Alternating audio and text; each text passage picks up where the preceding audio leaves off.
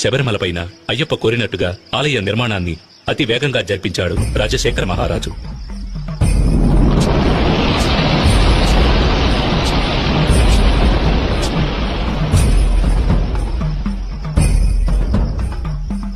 ఆ ఆలయంలో జీవిత తత్వాలను వివరించే విధంగా 18 మెట్లను కూడా ఏర్పరిచాడు.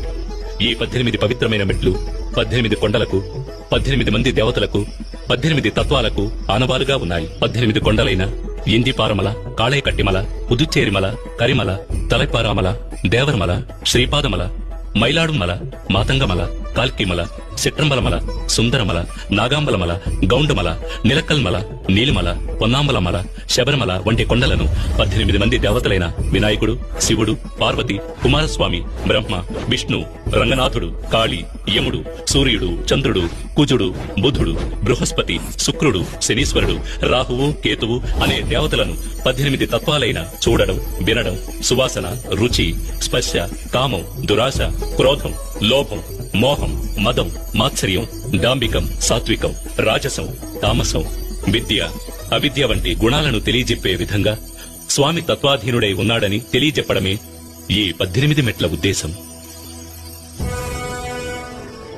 ఆలయ నిర్మాణం పూర్తి కాగానే అయ్యప్పకు ఎటువంటి విగ్రహం ఏర్పాటు చేయాలనే సమస్య వచ్చింది. అప్పుడు పరశురాముడే తీసుకువచ్చిన శాస్తా విగ్రహమైన 2 కాళ్లను మడిచి కలిపిన యోగ పట్టముతో వందనము చేసిన రీతిన తత్వమసి అనే చిన్ముద్రతో కూడిన స్వామివారి రూపమే తగినది అనే భగవంతుని ఆనతి ప్రకారం మకర సంక్రాంతి దినమైనటువంటి శుభదినాన కృష్ణపక్షం పంచమి తిథి ఉత్తర నక్షత్రయుక్త శుభదినమున పరశురాముడు ధర్మశాస్త్రాను ప్రతిష్ఠించాడు. నాటి నుంచి ప్రతి సంవత్సరం మకర సంక్రాంతి నాడు అయ్యప్ప తన భక్తులకు దర్శనమిచ్చి పరిపాలిస్తున్నాడు.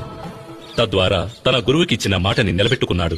తనని శరణు కోరిన వారికి సద్గతి లభిస్తుందని తెలియజేసే విధంగా కుడి చేతిని కుడి మోకాలపైన ఉంచి అభయహస్తంతో అనుగ్రహిస్తున్నాడు అయ్యప్ప. అంటే తనే శరీరం అన్నవారికి అభయమిచ్చే అద్భుత రూపమిది.